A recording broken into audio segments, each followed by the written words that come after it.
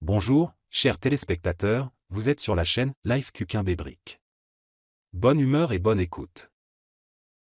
Tu ferais mieux d'arrêter de boire, Simon, tu es probablement en train de boire son argent.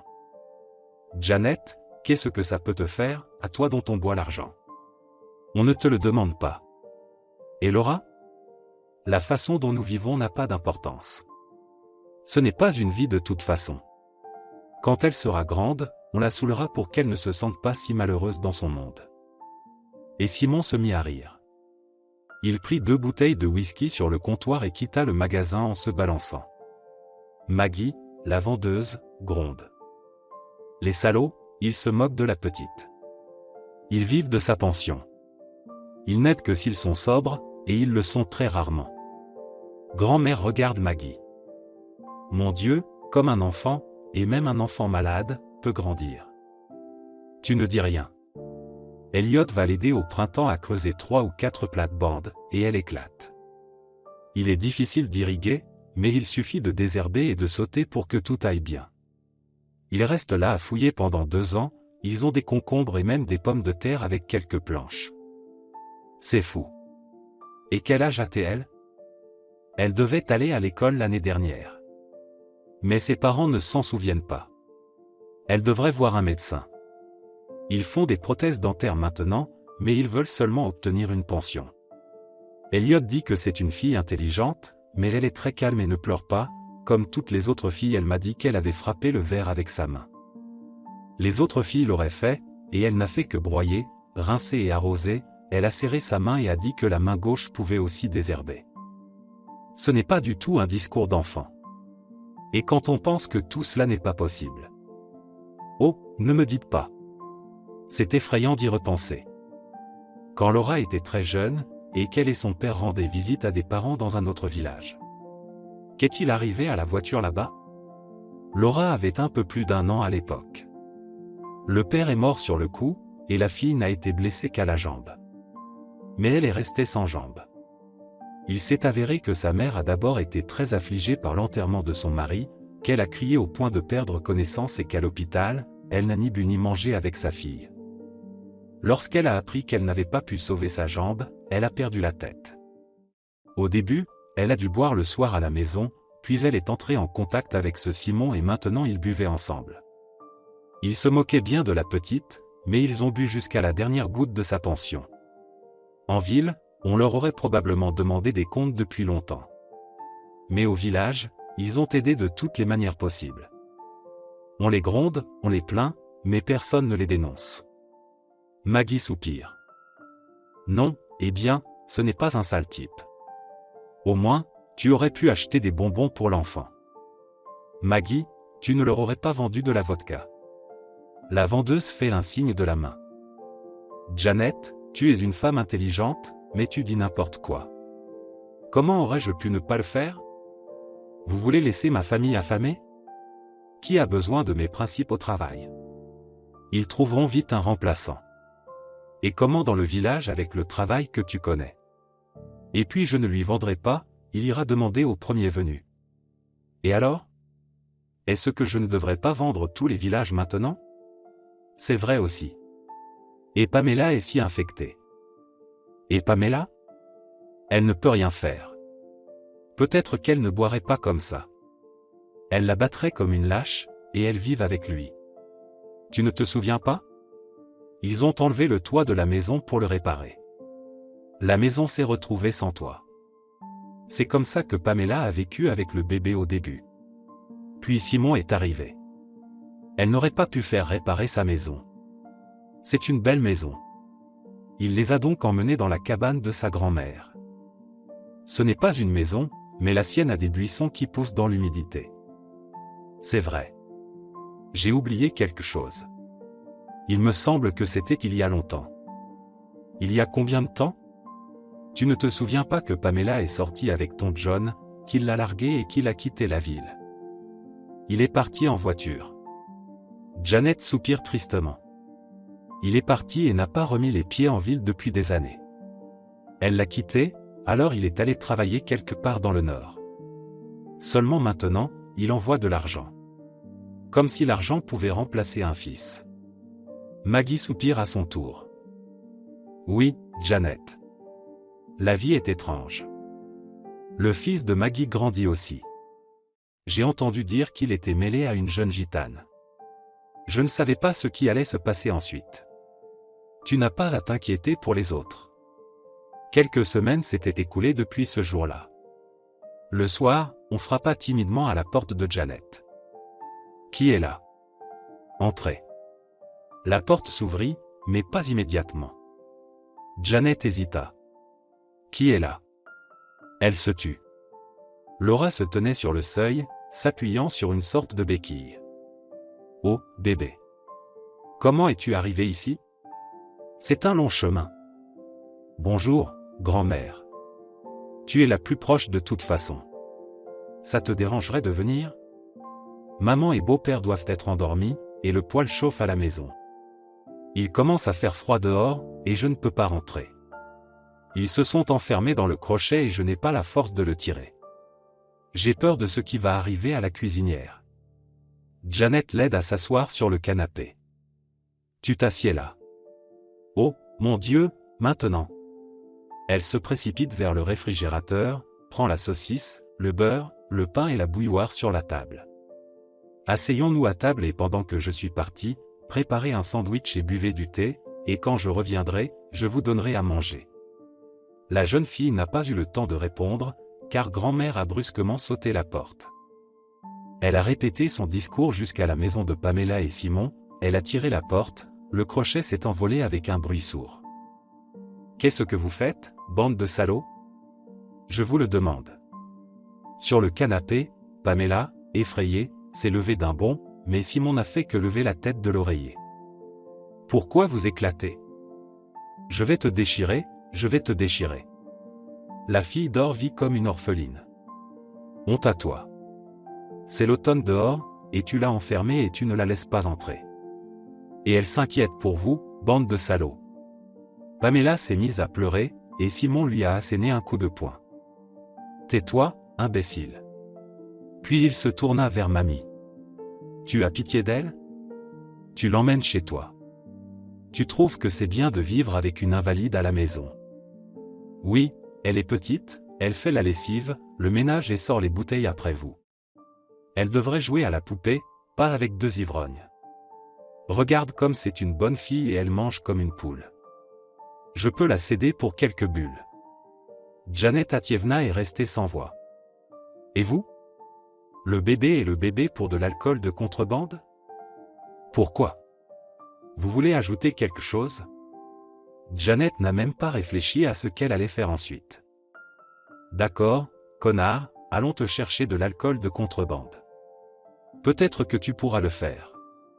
Simon se leva rapidement du canapé, puis s'arrêta. Il ne faut pas s'attendre à ce que tu prennes ta pension. Personne ne te laissera faire de toute façon. Nous avons une mère légale ici. Janet regarda Pamela, qui était assise sur le sol et se barbouillait de larmes. Elle cracha et quitta la maison. Simon la rattrape à la porte. Ne me donne pas ça, je peux le garder pour le matin. Elle entra dans la maison, il la suivit. Arrête-toi là. Elle le regarda d'un air menaçant, Simon resta sur le seuil et vit Laura. Alors tu t'es plaint? Alors maintenant, tu es assise ici, sans mère, sans père. Sens ton comportement. Laura le regarda avec effroi. Et ta maison? Ta maison est ici maintenant, je t'ai vendue pour de l'eau vive. Il rit et Laura recula. Janet revint, lui tendit 2 bouteilles et le poussa hors de la maison. Elle se tourna vers Laura. De quoi as-tu peur? N'aie peur de rien, tu peux te reposer chez grand-mère. Pourquoi n'as-tu rien mangé? Je n'en ai pas envie. Bien sûr qu'elle n'en a pas envie. Vaï, assieds-toi sur la chaise. Et je vais fermer la table. Laura se glisse prudemment mais rapidement sur la chaise. Janet sort le poulet de la cuisinière, verse du rasolnik et place une poêle en fonte avec des gâteaux au fromage. Prends une bouchée, ne sois pas timide. Reste avec moi, tu auras un peu de répit par rapport à ces alcooliques. Au début, Laura mangea lentement, comme si elle avait peur de quelque chose. Janet l'encouragea, tandis qu'elle pensait qu'elle ne savait pas quoi faire maintenant. Elle n'a pas épargné un morceau de pain à l'enfant. Qu'elle vive. Mais ce n'est pas bien. Il ne devrait pas en être ainsi. La petite fille a besoin d'apprendre. Il faut trouver quelqu'un qui aide les enfants, pour qu'il lui fasse une prothèse. Laura se mit à se picorer le nez. Janet rit. Voilà ce que ça fait à un homme. Laisse-moi te faire un lit, et demain nous ferons chauffer la banque, nous laverons et nous t'achèterons un nouveau manteau. Celui-ci est troué. Le lendemain, Janet fut réveillée par un bruit. J'ai d'abord eu peur, puis je me suis souvenu que je n'étais plus seule et j'ai souri. J'ai souri et je l'ai sortie du lit. Laura, en train de balayer le sol. Le balai se déplaçait avec précaution, apparemment pour ne pas la réveiller. Elle s'est déplacée elle-même en même temps que le tabouret. Si elle bouge un peu, les deux devront lui donner un coup de genou. Qu'y a-t-il, mon enfant? Qu'est-ce qu'il y a, mon enfant? Je l'aurais balayé moi-même. Ils prirent leur petit déjeuner et Janet partit faire les courses. Elle revint presque une heure plus tard. Elle avait à peine pris son sac et toutes sortes de t-shirts, de robes, de collants. À la fin, Maggie a été touchée et a tendu la poupée. Prends-la pour l'enfant de ma part, elle ne l'a probablement pas. Merci, Maggie, c'est gentil. Elle a fait un signe de la main. C'est bien. C'est toi qui as tout pris d'un seul coup. Tu devrais être commémoré. Oh, je ne sais pas quoi faire ensuite. Ne faites rien pour l'instant. Je vais en ville voir ma sœur. Je lui parlerai de la meilleure chose à faire pour que le bébé ne soit pas blessé. Elle travaille dans mes services sociaux. Janet a vu la fumée sortir de la cheminée de l'établissement de bain. L'établissement de bain était également inondé. La porte était ouverte et quelqu'un parlait dans la cour. Elle est entrée et a été abasourdie. Jean, mon fils. Elle serra son fils dans ses bras, l'atteignant à peine, et il sourit. Maman, pourquoi es-tu devenue si petite? Ils s'assirent à table. Laura refusa catégoriquement de manger. Elle ne voulait pas lâcher la poupée. Maman, Laura m'a parlé un peu d'elle. Qui boit comme ça dans notre village? Qui, Pamela boit. Ta Pamela. John a failli tomber à la renverse. Ce n'est pas possible. Peut-être que non. C'est une histoire compliquée. Elle s'est mariée un mois après votre départ et a eu un bébé. Il s'est passé quelque chose avant son heure, Laura a souffert, mais elle a survécu. Et puis son père s'est écrasé, et elle a perdu une jambe avec lui. Et Pamela versait du vin sur son chagrin. C'est alors que Simon lui a parlé. John écoutait en silence. Oui, je ne le souhaite pas à l'ennemi. Et il est parti en pensant que Pamela n'était pas encore mariée. Imbécile. C'était une bonne fille. John s'assit dehors pour fumer pendant que les mères de Laura étaient dans les bains, et les filles étaient impatientes de se laver, parce qu'elle avait beaucoup de belles choses tout d'un coup. Elles étaient parties depuis longtemps.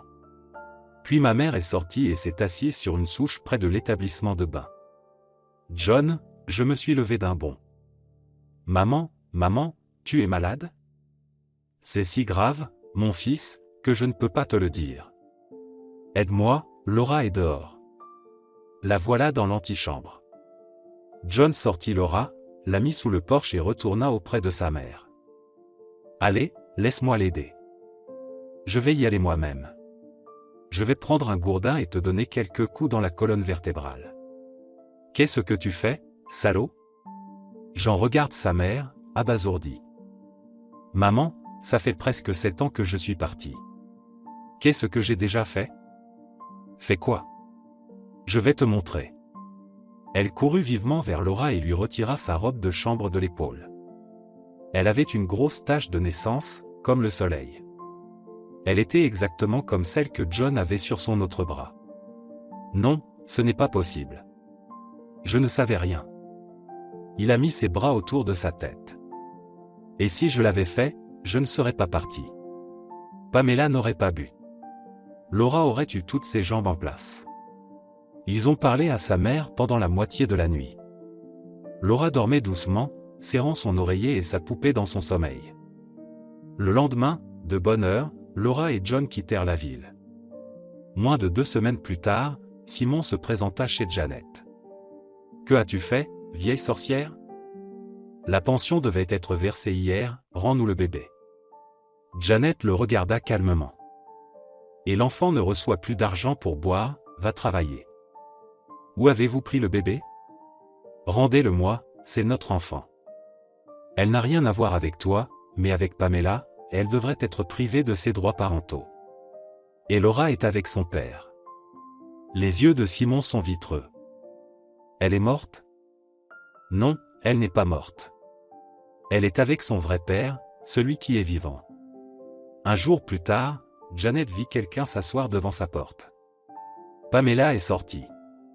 Elle s'est levée d'un bond, sobre. « Dis, quand est-ce que je pourrai voir Laura ?» dit-elle, les larmes aux yeux. « Pourquoi êtes-vous sobre aujourd'hui sans votre mari ? » Il m'a mise dehors, Dieu merci. Il n'a pas besoin de nous sans argent. Pourquoi pleurez-vous maintenant ? Je suis sobre depuis tant d'années que je ne vais pas vous ennuyer. Dis-moi juste quand ils arrivent. Tu ferais mieux de me dire pourquoi tu ne m'as pas dit que Laura était la fille de John ? Pamela a levé les yeux vers elle. Tu me l'aurais dit ? Si ton fiancé t'avait dit que l'autre était mieux et qu'il ne voulait pas de quelqu'un comme moi. Janet soupire. Qu'est-ce que je suis censé faire de toi ? Rentre à l'intérieur. Va, j'ai dit. Je ne veux pas que la mère de ma petite fille vive dans la rue. Laura est venue et 2 mois plus tard, John est arrivé en voiture. Il a aidé la fille à sortir. Laura ne boitait que légèrement. Et son pantalon chic cachait bien la prothèse. Laura, ma fille. En sortant du portail, Pamela se précipita vers eux. Personne ne la reconnaîtrait maintenant. Elle était blanche, propre et en bonne santé. Belle comme toujours. John la regarde avec surprise, puis sa mère sourit. Janet était âgée, c'est pour cela qu'elle souriait, elle comprenait que maintenant toute la famille était réunie. Et peu importait quand les jeunes s'en rendaient compte, l'important était qu'elle comprenne. Jean lui demanda. « C'est quoi les cendres ?» Simon était en feu, l'ivrogne. Répondit Janet en se croisant.